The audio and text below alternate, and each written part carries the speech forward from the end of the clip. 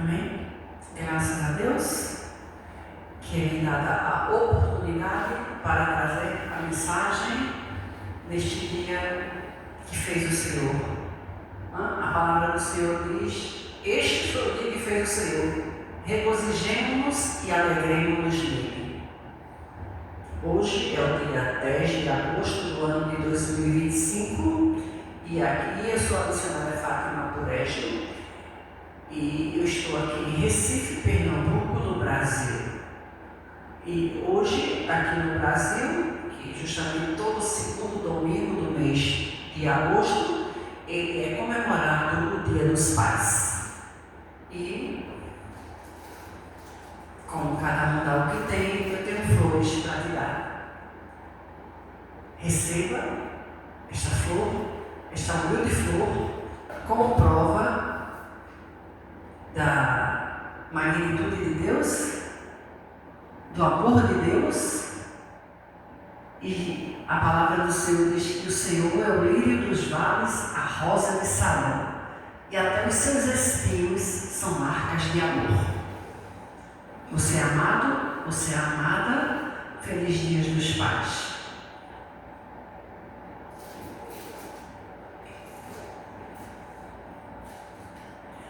E eu gostaria de iniciar louvando. Glória a Deus. Louvando a Deus, um louvor que eu tenho cantado quase que diariamente. Eu tenho cantado este louvor de 1979. 79. O louvor chama-se Coragem. O cantor chama-se Jair Pires. O Jair já dorme no Senhor. E nós ainda estamos aqui, lutando, labutando na seara e na vinha do Senhor, até aquele grande dia em que o Senhor vier, ou o Senhor nos guardar, ou o Senhor vier buscar a sua igreja. Para isso nós estamos nos esforçando. Mas vamos louvar, irmãos. Tem tudo a ver com a pregação de hoje. Se as lutas desta vida te fazem chorar, coragem, meu irmão, coragem. Se os espinhos te ferem ao caminhar, coragem, meu irmão, coragem. Não te esqueças que Jesus também chorou, teve coragem e foi vencedor, nos dando o exemplo de seu lutador. Tenhas coragem, pois logo, logo há de passar essa tristeza que te faz chorar. Tenhas coragem, você vencerá.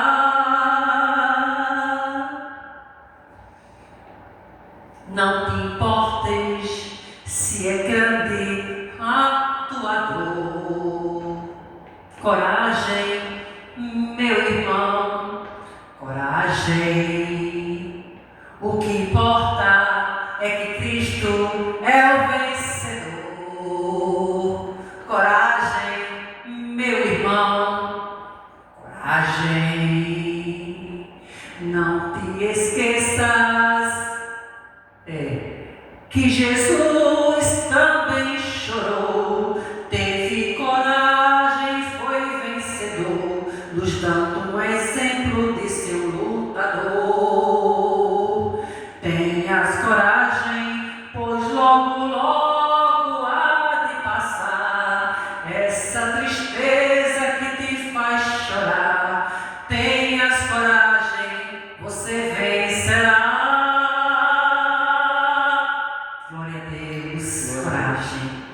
Coragem, meu irmão, coragem. Tá? Irmãos, e vamos meditar aqui, foi me dada a oportunidade. E vamos meditar aqui no livro de Lucas, do Evangelho, segundo escreveu Lucas. Vamos meditar aqui os discípulos no caminho de Emaús.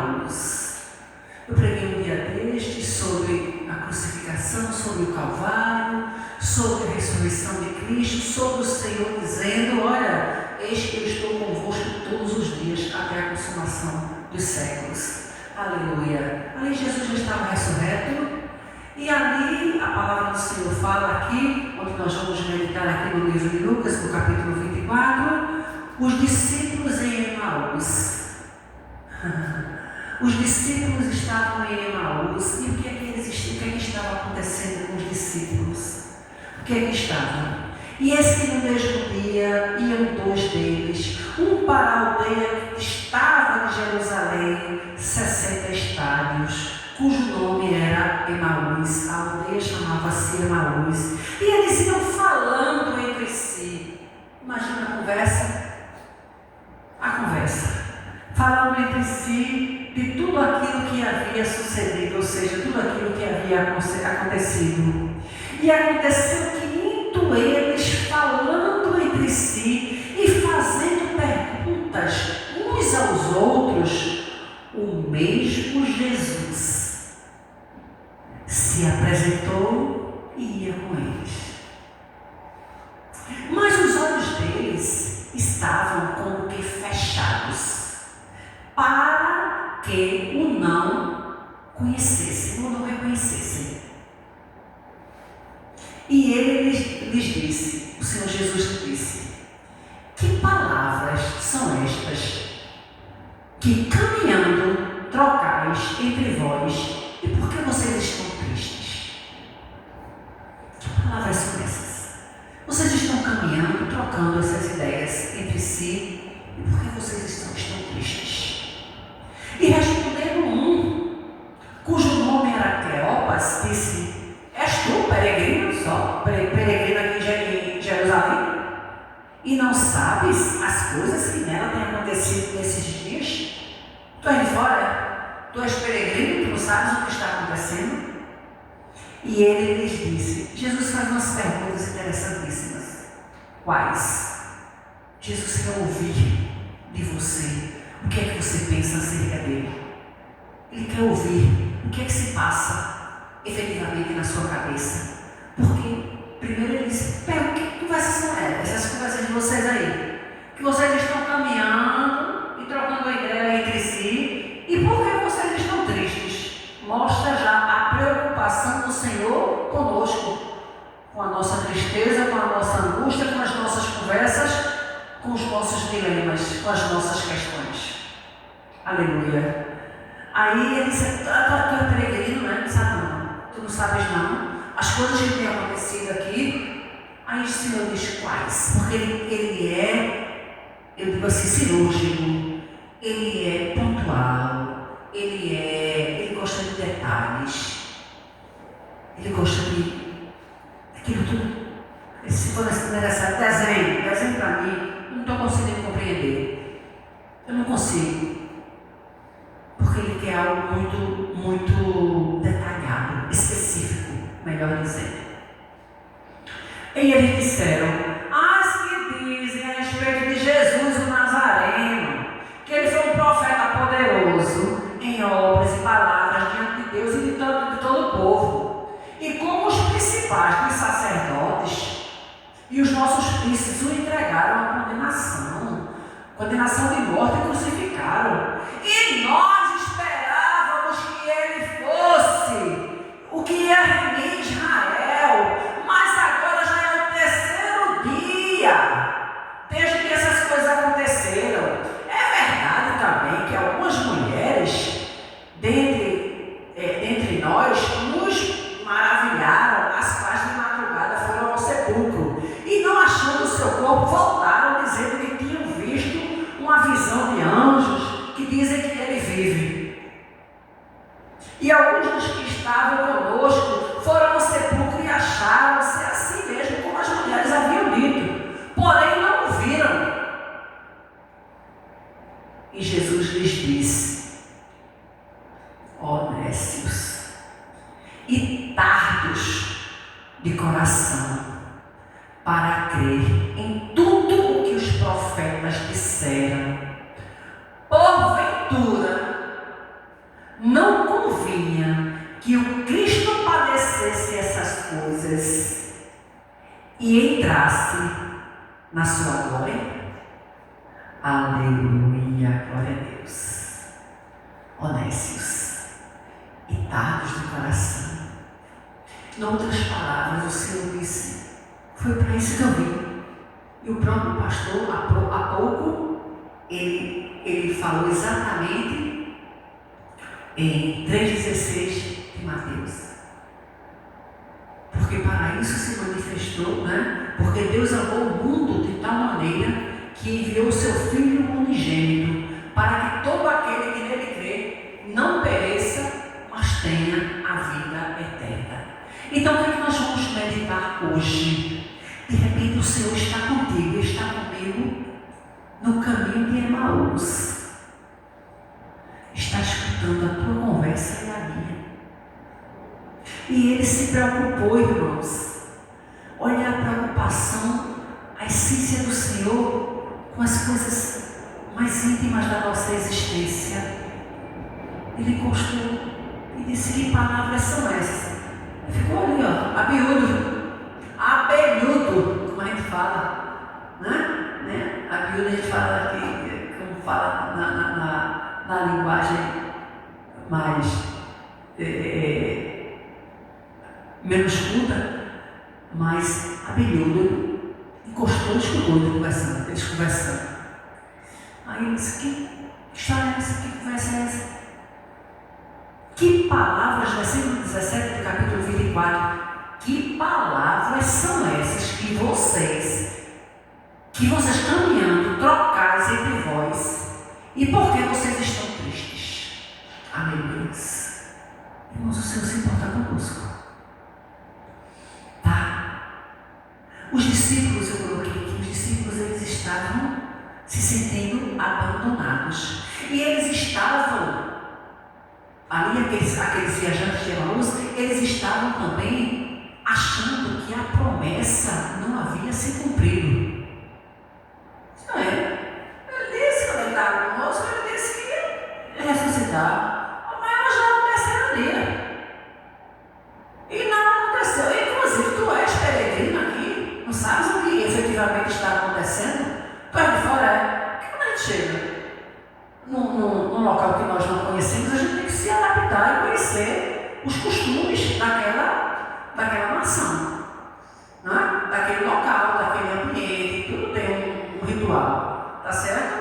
Por exemplo, tem determinadas situações, por exemplo, como a pessoa está usando um mini short, ela não pode adentrar em determinadas repartições, porque tem uma forma, tem um formato, tem um ritual próprio para poder. Tem uma normativa para a pessoa poder adentrar em determinado recinto. A mesma coisa, tá? Eles estavam ali e dizendo: tu és peregrino, tá? Tu és peregrino aqui e tu não sabes o que tem acontecido. Nós esperávamos que seria ele que iria remir Israel, não é? Nós esperávamos, mas agora, no 21, mas com tudo isso, hoje é o terceiro dia. Desde que essas coisas aconteceram, irmãos, a promessa era no terceiro dia. A promessa, o Senhor disse: seu filho, ele vai descer, mas ao terceiro dia ele ressurge. Até que alguém se incomodou, disse: que história é essa? Vai ser tudo derrubado, no terceiro dia o templo vai ser, era o templo do corpo do Senhor. Era o templo do corpo do Senhor. Então, o sentimento, preste atenção, o sentimento de desamparo, a caminhada pelo vale seco, onde a água é escassa, não é um sinal de que o céu virou as costas para você e nem para mim. Deus não nos esqueceu. Esta aparente reclusão, entende? Os próprios caminhantes de Emaús, que estavam conversando entre si, eles estavam se achando desamparados. Quanto engano! Quanto engano! O Senhor estava com eles. Sim, prova tanto que o Senhor, escutou eles conversando, eles desesperados, e porque eles assim, ó, e por que vocês estão tristes? E tem outra tradução para aí, porque vocês estão com o semblante decaído. Porque vocês estão tristes. Que palavras são essas, desconexas? Que palavras são essas, totalmente fora do meu padrão, totalmente fora do que eu profetizei, totalmente fora do padrão de Deus, do padrão, né? Deus tem o seu padrão. O padrão de Deus, o padrão de Jesus e as profecias, tanto dos profetas, Isaías já profetizava lá, não é? No capítulo 9, não é? Falando do nascimento do Messias, do Messias, tá certo? No capítulo 9, Deus forte, Pai da eternidade, Príncipe da paz, já falava do Messias, e ele veio. Então, para se cumprir as profecias dos profetas, de Isaías, no caso, 700 anos atrás, há mais de 700 anos antes de Cristo, ele já profetizava o nascimento do Messias, e nasceu Jesus, e tinha que se cumprir tudo que estava lá nos profetas, o que estava na palavra de Deus ali, quando o Senhor prometeu enviar o remidor. O Senhor prometeu, disse, não vos deixarei, nem desampararei. O Senhor mandou, aí diz a Bíblia, diz que Deus enviou o seu Filho amado para que todo aquele que nele crê não pereça, mas tenha a vida eterna. Porque quando o homem se desviou de Deus, ele automaticamente já estava condenado à perdição eterna. Tá? E o Senhor, aí eu continuando o pensamento aqui, diz assim, o sentimento de desamparo, a caminhada pelo vale seco, onde a água é escassa, não é um sinal de que o céu virou as costas para você. Deus não nos esqueceu. Esta aparente reclusão é a mais sagrada das convocações. É a antessala de uma bênção que a sua alma, em sua dor, sequer ousou imaginar. Aleluia! Glória a Deus! Não confunda o silêncio de Deus com a ausência de Deus. Aleluia! Não confunda. Deus está em silêncio. Tá bom. Mas Ele está agindo, Ele está trabalhando.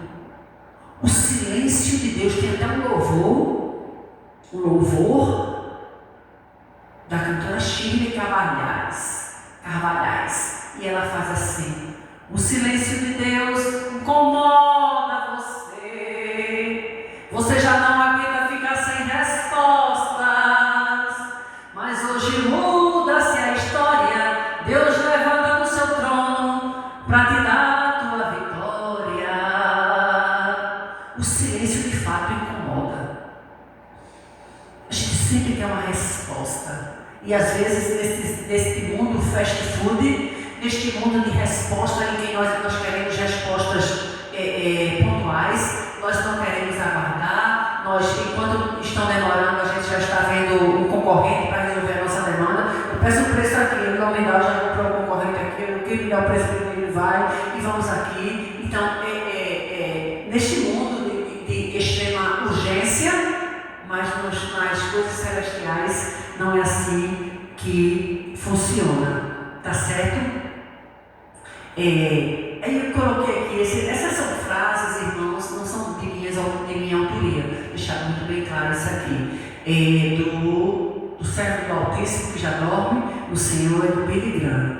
Ele fala dos impactos da solidão, o título foi eu que coloquei, o impacto da solidão. Assim como um cirurgião, que coisa linda, assim como um cirurgião, na quietude e silêncio de um procedimento cirúrgico, ele realiza com precisão a sua obra, Deus, o grande médico das almas, ele executa a sua mais excelsa obra na solidão.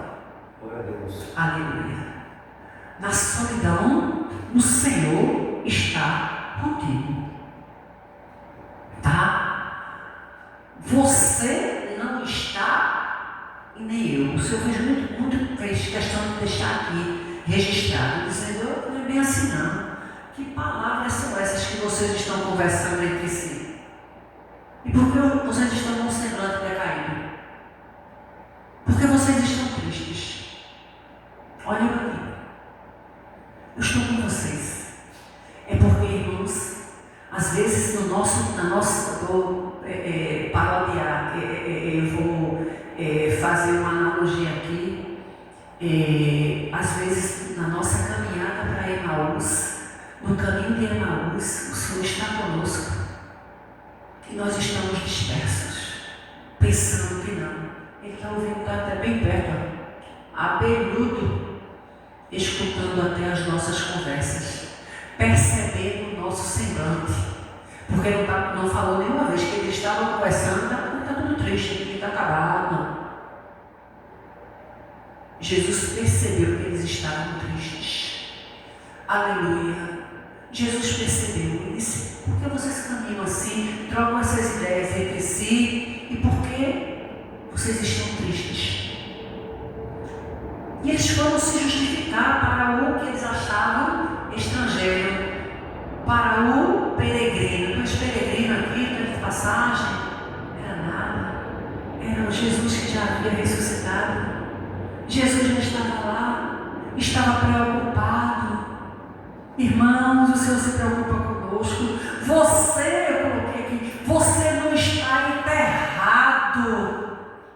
Preste atenção em nome de Jesus. Mas você está plantado. Deus o semeou na escuridão, além da noite tenebrosa, na escuridão das dores, na escuridão em que o louvor diz aqui: coragem, meu irmão, coragem. Não se esqueça que Jesus também chorou. Glória a Deus. Foi humilhado, dando o exemplo de ser lutador, mas ele triunfou. Tenha coragem, pois logo há de passar. Essa tristeza que te faz chorar, tenha coragem, você vencerá. Aleluia. Tenha coragem. Tenha coragem. Tá? E ele diz: você não está enterrado, mas plantado. Deus o semeou na escuridão, ali no caminho de Emaús, ali naquela tristeza em que os eles estavam conversando entre si. Eles não reconheceram o próprio Senhor Jesus falou com eles. E depois eles fizeram até notória a notícia. Sabe aquelas mulheres ali? Justamente foi Maria Madalena e outra Maria. Eu já preguei sobre isso numa pregação recente. Elas falavam e de fato era o Senhor. O Senhor se apresentou para elas. Mas, irmãos, muitas vezes Deus está conosco. Deus está falando conosco. E nós estamos dispersos. Neste momento, em nome de Jesus, abra os seus ouvidos. Abra, tire a venda dos seus olhos. Tire as escamas, como foram tiradas as escamas dos olhos de Saulo, quando ele aceitou Jesus. Ele era um perseguidor do Evangelho. A Bíblia diz que ele pedia cartas aos governadores. Eu quero carta para perseguir esse povo, de graça mesmo. Eu quero perseguir esse povo. Eu quero matar esse povo. Eu quero esquartejar esse povo. Foi assim que ele fez com o Tiago. Foi assim que vários servos do Senhor. Ele fez. Ele pedia, ele gostava. Ele era um perseguidor do Evangelho. Até o dia que teve um encontro com o Senhor. E quando o Senhor mandou o profeta lá, o servo dele, Ananias, ir lá na casa dele, vai lá. Ele está lá na rua, ele deu até o endereço, está lá na rua chamando à direita. Aí disse: Senhor, há muito eu tenho ouvido falar desse cara. São perseguidores do Evangelho.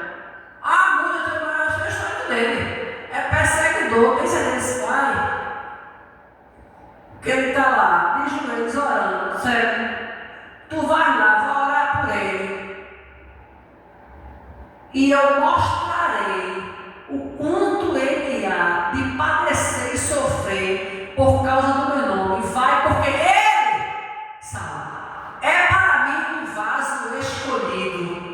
Aleluia! Mas era quem era Saulo? Perseguidor do Evangelho. Era perseguidor. E pedia deliberadamente: eu quero carta para de graça, estou aqui de graça. Eu quero de graça, eu quero perseguir esse povo. Eu tenho ódio desse povo. Ele pedia cartas. Tá? Então assim, você não está enterrado, mas plantado, porque o Senhor semeou na escuridão, na sua noite escura, no caminho de Emaús, e você está recebendo Deus com você, para que você possa crescer e florescer na luz. Aleluia! Crescer e florescer na luz.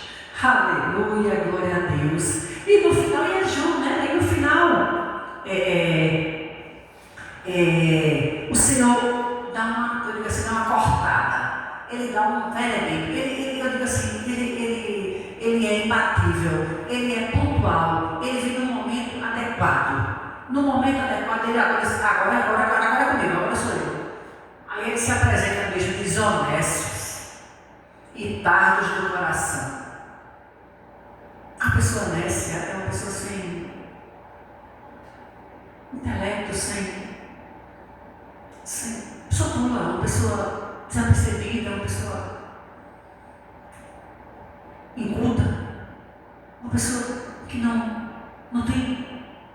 levou aquilo a sério, não prestou atenção na aula, honestos e tardos de coração. Quer dizer, eu preguei para vocês, eu falei disto, eu falei que isto ia acontecer, os profetas, está escrito no Velho Testamento, tem tudo aí, nécios e tardos do coração, para crer em tudo que os profetas disseram. Vocês não acreditaram, vocês são nécios, vocês são loucos, vocês são nécios e são tardos do coração. Vocês só vão acreditar na cabeça de Jesus. Eu entendo assim, só vão acreditar agora porque sou eu. Eu estou aqui pessoalmente vendo vocês.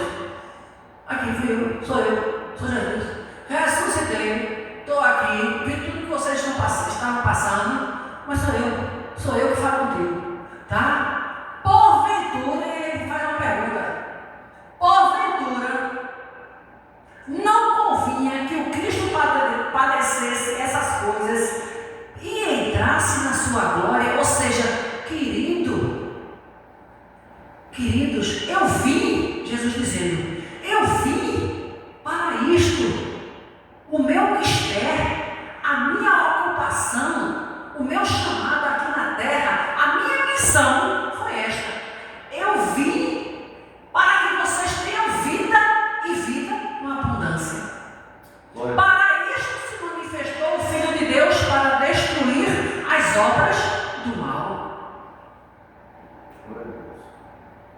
Porque Deus amou o mundo de tal maneira que deu o seu Filho unigênito, o único. Irmão, se eu tivesse 10, não queria dar nenhum.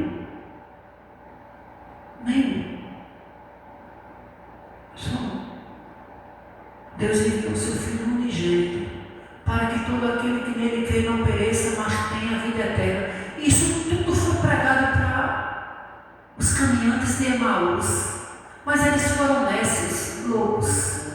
Eles foram nécios e tardos de coração, para crer em tudo que os profetas tinham dito, tudo que foi dito, tudo que aconteceu.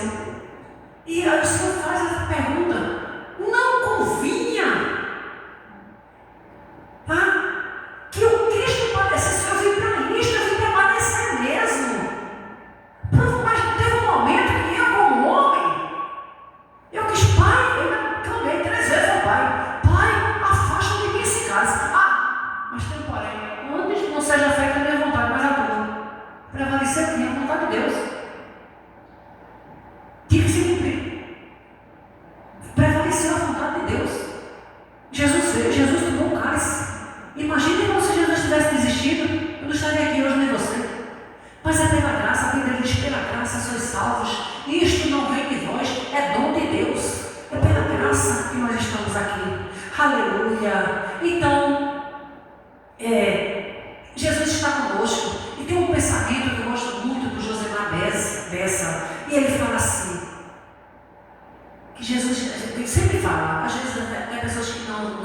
não são crentes. Ela fala assim, Jesus está no barquinho, Jesus está no barco. Muita gente conhece a pregação de Jesus na embarcação. Jesus está no barco, Jesus está no barco. Realmente, de fato, Jesus está no nosso barco. Jesus está conosco. Tá? E tem um pensamento inteligentíssimo desse servo do Senhor. Ele diz assim: se era um absurdo os discípulos tremerem com Jesus dentro do barco, eles tremeram, eles ficaram com medo. Mas Jesus estava no barco, o barco estava indo a pique, estava lá avançando, a tempestade vinha, mas Jesus, quando entrou no barco, disse: olha, passamos daqui para outra banda. Se Jesus disse, passamos daqui para outra banda, qual era o destino? Chegar na outra banda. Agora, como ia chegar, independente de Jesus, sabe o que Jesus fez? Colocou a cabeça, Jesus fez isso comigo. Colocou a cabeça no travesseiro e foi dormir. Aí a Bíblia diz que o barco veio a pique, foi, e as ondas encapeladas, mas Jesus estava no barco. Irmão, será que Jesus, como homem, dentro do barco, as ondas encapeladas, e o barco quase indo a pique, Jesus dormiu, que isso foi pesado. Irmãos, eu posso crer. Jesus está sabendo tudo. E deixa eu ver. Até que alguém vai dizer: mestre, o mar se revolta, o mar bravio. Mestre, não se dá que pereçamos. O mestre não está preocupado que nós estamos perecendo neste mar, neste barco. Jesus levanta e fala: mar, calai-vos, aquietai-vos. Aleluia. E a Bíblia relata que naquele mesmo momento houve calmaria, o mar se aquietou, porque ele tem poder de dar ordem ao mar. Aleluia. Aí o pensador, servo do Senhor, ele fala aqui: se era um absurdo os discípulos tremerem e temerem com Jesus dentro do barco, porque você, quem sabe eu, está tremendo com Jesus dentro de você. Aleluia. Jesus está conosco. Mas talvez você esteja pensando que está no caminho de Emaús, o semblante decaído, a tristeza reinando. Jesus chega para você através dessa ministração da palavra e diz: honestos e tardos do coração para crer em todas as coisas. Por que trocais essas palavras entre nós e por que vocês estão tristes? Então, eu vim da parte de Deus, vou encerrar. Eu vim da parte de Deus te dizer: Deus não está à revelia da nossa dor. Deus não está à revelia das nossas frustrações. Deus não está fazendo pouco caso da nossa dor. Deus está preocupado. Deus está ali abinhudo, escutando. Eu quero ver. Eu vou provar. Nós somos provados. A Bíblia diz que nós somos provados como fogo, como uma joia, como ouro no fogo, como uma prata. Eu preguei sobre isso semana passada. Semana ainda. Como prata provada 7 vezes no fogo, para ficar só a nata, ficar só a pureza. Porque você sabe que mesmo uma joia ela tem impurezas? Tem. Aí o Senhor prova no fogo. É a prova no fogo. Ele prova no fogo para aquela joia preciosa que sou eu e você, nós ficarmos da forma que Ele quer. Da forma que Ele quer. Então, eu vou encerrar apenas com este pensamento que eu achei fantástico. Ninguém, exceto Jesus, ninguém vê as batalhas espirituais que você trava em secreto, em segredo. Ninguém vê. Só o abelhudo, com todo respeito, vocês estão entendendo? Só o curioso, o grande amigo, por excelência, o Rei de toda a glória, Jesus Cristo, o Filho de Deus. Ninguém vê as batalhas espirituais que você trava em segredo e secreto. Sua promoção não virá do favor dos homens. Seu avanço não virá da sua popularidade. Os céus já ordenaram a sua próxima temporada. Já tem ordem no céu, viu? Já tem uma próxima temporada. É a ordem do céu. Glória a Deus.